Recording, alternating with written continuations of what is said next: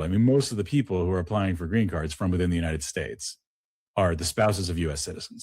నినాదాలు విధానాలు అయితే వాస్తవాలు అడ్డుగోడలుగా ఉంటాయని చెప్పి నేను భావిస్తున్నాను. ఎలా చూడాలంటే family unification was the biggest drive for their immigration policy for the US. The employment basis is the smaller part of it. మెలానియన్ పంపించేద్దాం అయితే.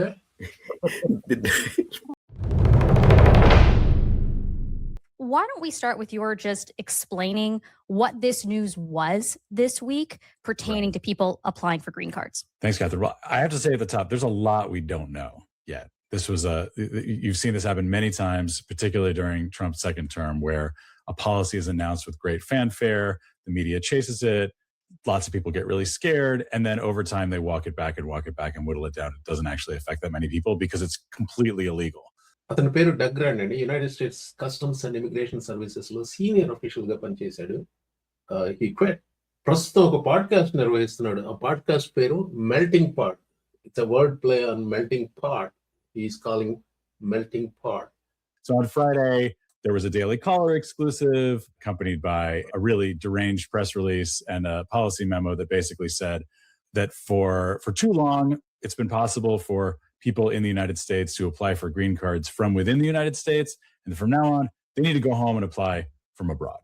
This is just common sense. Right? It's actually upending over 70 years of bedrock immigration law. Most people who apply for green cards, which I want to specify it means permanent residency. So this is the last stop before you're eligible for citizenship, right? It's a really important step on the way of becoming an American. Most people apply for green cards from within the United States because they're already here legally on a student visa or an H-1B visa or what have you. 780,000 people applied for green cards from within the United States just in 2024. So if they were actually serious about the maximalist rhetoric, this would be a insane upheaval of our immigration system. మే 24 ఆదివారం నాడు చేసిన live stream లో ఈ అంశం గురించి చాలా సుదీర్ఘమైన చర్చ జరిగిందండి. వాటిని 4 భాగాలుగా మేము ముందుకు తీసుకొస్తున్నాను. ఇది 4వది ఆఖరి భాగం. ఈ 4వది ఆఖరి భాగంలో మేము పొలిటికల్ ఇష్యూస్ గురించి ఎక్కువ మాట్లాడు. ఎందుకు చేస్తున్నారు ఇది, దీని వాళ్ళ ఉద్దేశం ఏంటి అన్న విషయం, ఇది నిజంగా ఇది అమలు పరచగలిగినదేనా కాదా అన్న విషయం గురించి చాలా కూలంకషంగా చర్చించాము. పార్ట్ 1, 2 and 3లో ఎక్కువగా యూనివర్సిటీస్ మీద ఇది నిజంగా అమలు పరిస్తే యూనివర్సిటీస్ మీద ఎలాంటి ప్రభావం ఉంటుంది, ఫారిన్ మెడికల్ గ్రాడ్యుయేట్స్ మీద ఎలాంటి ప్రభావం ఉంటుంది, అంతేకాదు రూరల్ హెల్త్ కేర్ సిస్టమ్ మీద ఎలాంటి ప్రభావం ఉంటుంది అన్న విషయాల గురించి చర్చించాం. ఇందులో కేవలం రాజకీయాలకు సంబంధించిందే చర్చ. సో మీరు ఈ కాన్వర్జేషన్ లో నేను ప్రిపేర్ చేసిన నోట్స్ లోను యాక్చువల్గా దానికి ఆ నోట్స్ కి కూడా ఈ కింద షో నోట్స్ లో లింక్ ఉందండి. అలాగే ఈ ఇంటర్వ్యూ క్యాథరిన్ ర్యాంపల్ డగ్ గ్రాండ్ చేసిన ఇంటర్వ్యూ కూడా కింద లింక్ ఉంది. ఆ డాక్యుమెంట్ లో కానీ మా కాన్వర్జేషన్ లో కానీ ఎక్కువగా వ్యక్తిగత అనుభవాల గురించి అలాగే లాయర్ల అభిప్రాయాల గురించి మాట్లాడాం, కానీ ఒక కెరీర్ బ్యూరోక్రాట్ అభిప్రాయం ఈ పార్ట్ ఆఫ్ ది కాన్వర్జేషన్ లో నేను మీ ముందుకు తీసుకొచ్చాను. అందులో కొన్ని విషయాలు చెప్పాను నేను. ఇది ఎందుకు నిలబడదు ఈ పాలసీ అన్న విషయం గురించి ప్రస్తావిస్తూ, because career bureaucrats like this Doug Grand, they are not going to stand for this one. And lo and behold edit చేసి మీ ముందుకు తీసుకొద్దాం అనుకున్న సమయంలో ఈ బుల్వార్క్ పాడ్కాస్ట్ చూశాను. క్యాథరిన్ ర్యాంపెల్ డగ్ గ్రాండ్ ని ఇంటర్వ్యూ చేసింది. డగ్ గ్రాండ్ చెప్పిన కొన్ని మాటలు అది సందర్భోచితంగా అనిపించినవి ఈ ఎడిట్ లో మీ ముందుకు తీసుకొస్తున్నాను. I think the intent of the policy is to target a specific population. So I think they might create exceptions and full-scale rollback kakunda. They didn't want to go in with a very specific targeted language because then that could be challenged as being discriminatory. Maybe they are working backwards. A community అంటారు మీరు? Which population? So basically what they're saying is anybody who's applying for adjustment of status who doesn't have a need to be in this country and contributing economically to this country has to go back to the country. So that will negate your research people, your healthcare, your IT. Anybody who's working and paying taxes will be included into the people who can stay back. Everybody who is applying through marriage, maybe, or maybe some other way, that I think they don't want to say that, right? Because then it will be like family unification was the biggest drive for their immigration policy for the US. The employment basis is the smaller part of it. మెలానియన్ పంపించేద్దాం అయితే. And her parents too. ఈ విషయంలో Doug రాండ్ ఏమన్నాడు చూడండి. And then, of course, we're not just talking about some random category of people. I mean, most of the people who are applying for green cards from within the United States are the spouses of U.S. citizens. So you're telling U.S. citizens that they are going to have to uproot their lives, go abroad to apply for a green card. And oh, by the way, Catherine, sorry, I should have said this at the top. The biggest difference between applying for a green card from the United States and applying from abroad is that when you apply from within the United States, you apply to my old agency, U.S. Citizenship and Immigration Services. If the officer is being weird or comes to the wrong conclusion, you have various remedies under the law to appeal, what have you. When you're abroad, you're not on U.S. soil. So if the consular officer just, I don't know, was having a bad day and just doesn't like the way you look and they deny your green card application, there's no appeal. There's something called the doctrine of consular non-reviewability. I'm not making this up. That's an actual court doctrine. But what it basically means is every consular officer in the world can do whatever they want. And if you get denied, tough luck. You got to try again. డ్రాక్స్ గారి observation 100% accurate అండి. Spot on. నిన్న మా lawyer గారు ఒక మాట చెప్పారు. అంటే memo యాక్చువల్గా ఇష్యూ చేసింది అంటే మన ఎవరికైతే ఇక్కడ స్టేటస్ ఉందో వాళ్ళ గురించి కాదు, స్టేటస్ లేకుండా ఎవరైతే అడ్జస్ట్మెంట్ ఆఫ్ స్టేటస్ అప్లై చేస్తున్నారో వాళ్ళ గురించి main concern. Yes, So I think that is also their targeting. So they don't want it to seem like direct ga illegal immigration మీద చేయకుండా చేస్తున్నారు కాబట్టి broad గా వేసి I think they will create caveats and exceptions in this one and finally end up targeting who they want to target. I mean, I really don't know అండి. ఇక్కడ ఈ political angle ఉంది, అది ఏంటన్నది నాకు అర్థం కాలేదు. One thing I can say is they said okay we stopped H1B fraud by doing this అని చెప్పుకోవడానికి ఇప్పుడు టెక్సస్ లో యాడ్స్ లో ఇది ఫీచర్ అవుతుందేమో అనుకుంటున్నాను నేను. నిజంగా ఏం జరిగింది ఎవరు చెక్ చేస్తాడు? ఈ పాలసీ అనౌన్స్ చేశారు, వాల్ స్ట్రీట్ జర్నల్ లో వచ్చింది, అక్కడ వచ్చింది, CNN లో వచ్చారు, ఫాక్స్ లో చెప్పారు. So he's doing something about H1B fraud or whatever. ఈ పాలసీని ఆ రకంగా వాడుకుంటారని నేను అనుకుంటున్నాను.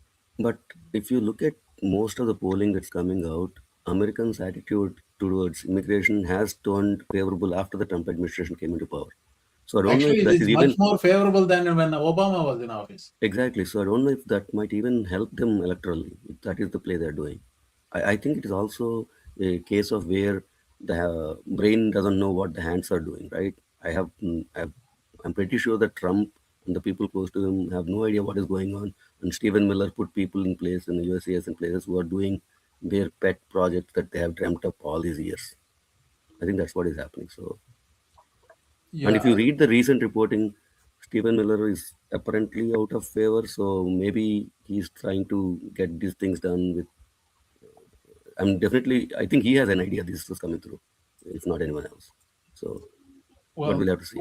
కొంత insider workings about the Trump administration చెప్తానండి, based on my tentacles in whatever my connections ఏదో ఉన్నది చెప్తున్నాను. There is so strong opposition to the career bureaucrats ఉంటారు చూసారా, they are dragging their feet as much as possible, not implementing certain draconian policies. ఇప్పుడు discretion, if it is allowed to a career employee, the discretion is favorable to basically whatever is right for the country. These career employees, however flawed you may think they are there for a good chunk of them. I won't say all of them. Good chunk of them are there with the purpose of serving the country, right? And it is more likely a person who's implementing this policy know the ramifications, the negative ramifications of these policies, right? ఈ విషయంలో Doug రాండ్ ఏమన్నాడు చూడండి. However, we don't know what it actually means because they clearly rushed this out without telling any of the civil servants in their actual agency, who are now going to have a really bad weekend trying to figure out how to implement this. So why is it such a big deal to ask people to go to their home country and apply for a green card from there? Great question. Well, let's start with the fact that Trump has already banned people from over 90 countries from applying for green cards from abroad. So right off the bat, there's a paradox. And it looks like when you get into like the nitty-gritty details of the actual policy memo that they found some, like the last lawyer who will talk to them in their agency to write, there's like one clause that acknowledges, oh yeah, we probably shouldn't do this if there's no way for you to apply for a green card from abroad. So right off the bat, this probably won't apply to people from over 90 countries who, if they were forced to go home to apply, would be just trapped in this complete paradox of not being able to apply for a green card. And the other big deal is wait times, right? I mean, I checked. I mean, every consulate in the world is a little fiefdom, and only certain consulates do immigrant visas, that is green card applications. And the waits can be quite long. I mean, it depends on where you happen to be from, but I checked the couple of consulates in India, and it looks like the wait is over a year to even just get the interview for the green card. So this is a big deal to force people to go home and apply for green cards. ఈ rural health care గురించి మాట్లాడాం, మనం అదే యూనివర్సిటీకి సంబంధించింది మాట్లాడాం. ఇప్పుడు university నుంచి somebody who came for F1 came on F1 PhD complete అయిపోయింది, లెట్స్ సే ఏఐలో చేశాడు, వేరే యూనివర్సిటీలో ప్రొఫెసర్ జాబ్ వచ్చింది, and they wanted to sponsor for green card, and he accepted it. And are they going to say no to this person? Well, according to this policy, they should, because change of intent. And this guy is young and he's not married, he doesn't have a family, so there are no mitigating factors. How in the world they are going to stop this? I mean, reasonable. And also, how can this policy, if it is implemented, not going to affect enrollment of international students in the universities? I don't see it. So my other hope, unwritten hope, is that the bureaucrats are going to drag this out. Well, hope is not a strategy, but what else you have for next 2.5 years? Hope is what you can do. I keep telling now, I updated my, what is the best way this country can get relief on time. I want a peaceful passing of, who in his sleep wake up, all the people who are expecting pardons find out he never did them.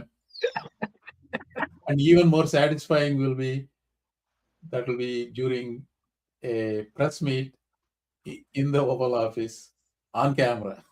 The same event happens. So that's the fitting end for this whole sad story. Mohan garu, before we close, I have another trend to bring to your notice. మీరు గమనించారా లేదా, ఇద్దరు ప్రొఫెసర్లు కదా, మీరు ఇద్దరు panel లో ఉన్నారు. There is a lot going on about the H1Bs in the universities as well. And మీరు ఈ న్యూస్ చూసారా లేదా, ఇక్కడ డాలస్ లోనే SMU యూనివర్సిటీలో ఒక దేశీ ప్రొఫెసర్ ని, I think he is the head of the Department of Economics in SMU, and తన కింద పనిచేసే Chinese professor sued them, saying racial discrimination అని చెప్పేసి. So there is a lot going on in the, and also in the Arizona State Universityలో ఎవరు professor Telugu ఆయనే ఉన్నారు, ఆయన president, ఆయన ఎవరినో హైర్ చేసుకోబోతున్నారు అని చెప్పి అక్కడ కూడా గొడవ స్టార్ట్ అయ్యింది, ఇండియన్ హైర్ చేసుకుంటున్నారు అనేసి. ట్రైబలిజం ఈజ్ దేర్ అండి. నేను కంప్లీట్ గా డిఫరెంట్, నా పర్సెప్షన్ ఈజ్ డిఫరెంట్. టిపికల్ గా ఏంటంటే ఇండియన్ ప్రొఫెసర్లు కానీ ఇండియన్ ప్రొఫెసర్లు సీనియర్ పొజిషన్ లో ఉంటే it is actually opposite. Indians do not tend to support Indians. Avunu. That is what I mean, anecdotes land, not necessarily any data-based observation. I mean, my observations are also similar. Meer cheptunnade nenu university lo we tend to be harder on ourselves, or maybe ade anukuntadu anikini, even if it is deserving, they try not to do it. Adi na పరిశీలన. అంటే నేను అనేది ఇది ఒక కొత్త hate trend కూడా start అవుతుంది. And also ఈ సో కాల్డ్ H1B బస్టర్స్ యూనివర్సిటీలో పడుతున్న పోస్టింగ్స్ ఏవైతే ఉంటున్నాయో H1B స్పాన్సర్ చేస్తామనేసి వాటిల్ని కూడా టార్గెట్ చేసి ఆ యూనివర్సిటీ తోటి ఆ పోస్టింగ్ తీపిచ్చేస్తున్నారు. So this is also a trend catching up. Yeah, well, I mean, ఎందుకు అంత దీర్ఘ ఆలోచనలో పడ్డానంటే మా యూనివర్సిటీలో ప్రోవోస్ట్ సెర్చ్ జరుగుతుంది.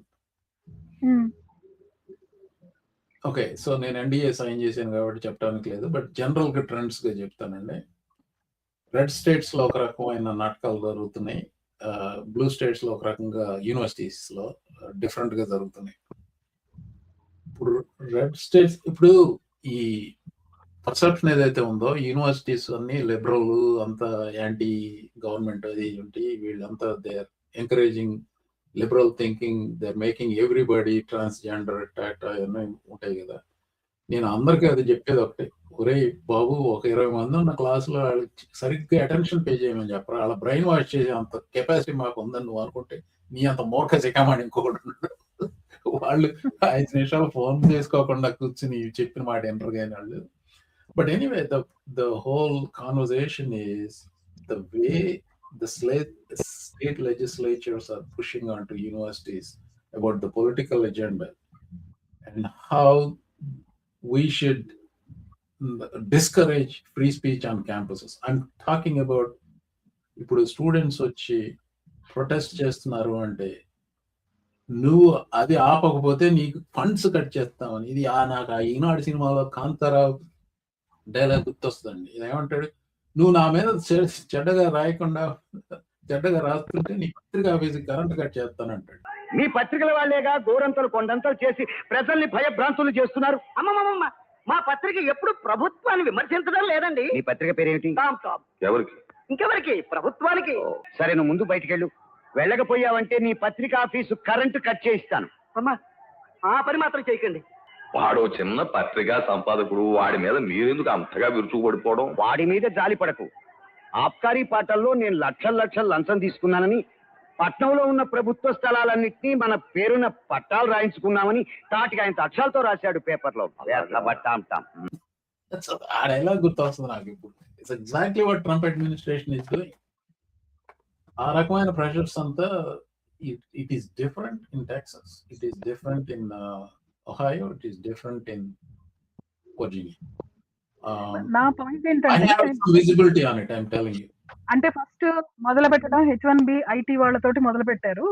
It is going from one sector to another sector అని నా ఫీలింగ్. అకాడమిక్స్ ని కూడా టార్గెట్ చేస్తున్నారు మన desi community. So this hate is spreading from one sector to another sector and అంటే పాలిటిక్స్ లో ఉన్న వాళ్ళని ఎలాగో టార్గెట్ చేస్తున్నారు. Yeah, Florida banned H1 sponsoring by universities అండి. But only by state universities, right? State అన్ని ఫ్లోరిడాలో మంచి ప్రైవేట్ యూనివర్సిటీ ఒకటి చెప్పండి. Texas also did the same thing. Greg Abbott also did the same thing. No, they did not do it in Texas. కెంటాక్స్టన్ చేశాడండి. Ban చేశారా? కెంటాక్స్టన్ చేశాడు. Oh, okay. Exceptions ఉన్నాయేమో. Maybe కింద పెడతారు ఎక్సెప్షన్స్. అది చాలా కష్టం అండి, దొరకరు. ఇప్పుడు మీరు సెర్చ్ ఉంటే దొరకరు, అమెరికన్స్ దొరకరు. No. When I was trying to hire a postdoc, my postdoc did his PhD from Germany. So my HR officer called me up and said, when we were doing the processing his application, Dr. Timguna, you know that this is a black university, right? Why are you hiring somebody from Germany? And I told her, find me a black electrophysiologist and I'll hire them right away. So that's the thing. And forget about, we can't, especially in STEM areas, qualified scientific personnel program chala kashtam. Yeah. We have to depend on international. So let's wrap this topic and finish your thought and then I want to wrap this topic. నా point అదేనండి. అంటే they move from ఐటీకి పరిమితం కాకుండా doctors దగ్గరికి వెళ్ళారు. తర్వాత ఇప్పుడేమో అకాడమియాలో రీసెర్చ్ లో ఉన్న వాళ్ళని టచ్ చేస్తున్నారు. So they are targeting Indians in every sector. That is definitely there. See, they can Mohan, they can try to target Andy, but I don't know about IT, not in that field, so I won't comment about that. But if they're going to target universities and any other field that is dependent on, like I'm saying, research is dependent on H1Bs, they can target all they want. The people, the end result who will lose out is going to be the US, not the person who is being targeted. It won't work. They'll push it. They will realize it within a very short span that none of these research labs can run without H1Bs, postdocs, or J1 postdocs, or none of these residency programs will fill their spots without H1Bs. They'll realize that in 6 months, not even longer than that. So, Well, I mean, they won't realize it because they have no intention of implementing this, and I don't see exactly. they're serious Just- about it. I don't it's see just this that- serious about yeah. it. నేను ఒకటే చెప్తానండి. I mean, to conclude this topic, those who are freaking out, I'm not saying that this actually looks serious from outside. The very first glance of this policy, it looks very serious, especially if you're on H1B, even on your H1B, especially if you're coming on F1 or something like that, it looks serious. But in all likelihood, this is not something that people should worry about. That's my concluding remarks on that. ఈ భాగాన్ని ఒక చిన్న edit తో ముగిస్తానండి. శనివారం నాడు ETV ప్రతిధ్వనిలో నేను 2 మాటలు చెప్పాను. నినాదాలు విధానాలు అయితే వాస్తవాలు అడ్డుగోడలుగా ఉంటాయని చెప్పి నేను భావిస్తున్నాను. ఎలా చూడాలంటే నా వాంటేజ్ పాయింట్ నుంచి నేను భావించేది, నినాదాలు విధానాలు అయితే వాస్తవాలు అడ్డుగోడలు. హైర్ అమెరికన్ అనేది ఒక నినాదం. స్టీవెన్ మిల్లర్ దాన్ని విధానంగా మార్చడానికి ప్రయత్నిస్తున్నాడు. వాస్తవాలు ఎందుకు అడ్డుగోడలు? ఏమిటా వాస్తవాలు? రూరల్ అమెరికాలో ఉన్న తెల్ల జాతీయులు, ఇమిగ్రేషన్ ద్వేషిస్తున్న తెల్ల జాతీయులు ఎంతమంది న్యూరో సైన్స్ రీసెర్చ్ లో పాల్గొంటున్నారు, ఎంతమంది మెడికల్ ఫీల్డ్ లో ప్రాక్టీస్ చేస్తున్నారు, ఎంతమంది యూనివర్సిటీ ప్రొఫెసర్లు అయ్యారు, ఎంతమంది ఆర్టిఫిషియల్ ఇంటెలిజెన్స్ మీద రీసెర్చ్ చేశారు, ఆర్టిఫిషియల్ ఇంటెలిజెన్స్ సంబంధించిన ప్రోడక్ట్స్ క్రియేట్ చేశారు, సెమీకండక్టర్ రంగంలో చేశారు. అమెరికాకు టాలెంట్ తక్కువ అని నేను అంటలేదు. ఉన్న టాలెంట్ లో one of the superior talents. ఇక్కడ టాలెంట్ కంటే ఇక్కడ conditions that attracted the real talent. 47% of startup companies in America were started by either immigrants or the first generation immigrants. That is a statistical fact. It is not an accident. ఆ eco system అయితే create చేసిన American దేశంలో Steven Miller, Donald Trump లాంటి చీడ పురుగులు ఉన్నారు. వాళ్ళు అంటే తెలియని వెధవలకి, నరాన ద్వేషం జీర్ణించుకున్న మాగా మూర్ఖులకి వాళ్ళకి కావాల్సిందేదో చెప్పి పబ్బం గడుపుకుంటూ ఎన్నికల్లో గెలిచి ఇలాంటి పిచ్చి పిచ్చి నినాదాలు విధానాలుగా మారిస్తే దానికి వచ్చే అడ్డుగోడలు వాస్తవాలు. ఈ చెప్పిన వాస్తవాలే కాదు, ఆ వాస్తవాలలో భాగమే ఇంకా పటిష్టంగా ఉన్న, అంటే ఓడిపోయింది కానీ ఇంకా పటిష్టంగానే ఉన్న అమెరికన్ బ్యూరోక్రసీ. ఈ 4 భాగాల సిరీస్ లో పార్ట్ 1 లో నేను చెప్పాను, ఒక 2 ఉదాహరణలు ఇచ్చాను. ఒకటి $100,000 H1B వీసా గురించి. సో దానికి అంత ఫ్యాన్ ఫేరు, చాలా మంది వరీ అయ్యారు. యాక్చువల్గా honestly I was also worried initial, కానీ తర్వాత దే వాక్డ్ బ్యాక్. చివరికి 70 మంది మాత్రమే H1B $100,000 కట్టి తీసుకున్నారు. అలాగే ట్రంప్ గోల్డ్ కార్డ్ అని $1 మిలియన్ కడితే మీకు గ్రీన్ కార్డ్ ఇచ్చే పథకం ఒకటి పెట్టాడు. దానివల్ల నేషనల్ డెట్ $50 ట్రిలియన్ మాఫ్ చేసేస్తా ఉన్నాడు. ఎంత కేవలం 5 మిలియన్ అప్లికేషన్స్ వచ్చేస్తే చాలు, $50 ట్రిలియన్ వచ్చేస్తే నేషనల్ డెట్ కట్టేయడమే కాకుండా ఇంకా డబ్బులు బక్సంలో మిగులుతాయి, ఇంకెవరు ట్యాక్సులు కూడా కట్టవసరం లేదన్నంతగా మాట్లాడారు. ఇక్కడ మరొకసారి మీకు గుర్తు చేయాలి, only 1 person so far got that card. అంటే $1 మిలియన్ వచ్చాయి ఆ పథకం ద్వారా. ఈ పథకం కూడా అలాగే ఫెయిల్ అవుతుంది. ఈ భాగానికి నేను ఎంచుకున్న థంబ్నైల్ ఇదండి. ఇది ఎందుకు ఎంచుకున్నానంటే, మూర్ఖ శిఖామణులు మూర్ఖపు పాలసీలు తీసుకొస్తే రావచ్చు, కానీ అమెరికన్ సిస్టమ్ ఎంత పటిష్టమైనదో అందులో పనిచేసే వాళ్ళు రోజు వచ్చి ట్వీట్లు చేయకపోవచ్చు, CNN లో ఇంటర్వ్యూలు ఇవ్వకపోవచ్చు, కానీ వాళ్ళు తలవంచుకు పని చేసుకుపోతూనే ఉంటారు. It may sound like too much optimism from my side, but career bureaucrats with common sense and sense of duty and patriotism, they're going to do their best to stop this nonsense. And also, businesses, వాళ్ళ ఇంట్రెస్ట్లను పణంగా పెట్టుకోరు. పరిపాలనా దక్షత లేని, కనీసం ఇంగితం లేని ఈ మూర్ఖసి కామణుల పాలసీలను అమలుపరచడానికి అంత సాధ్యం కాదు.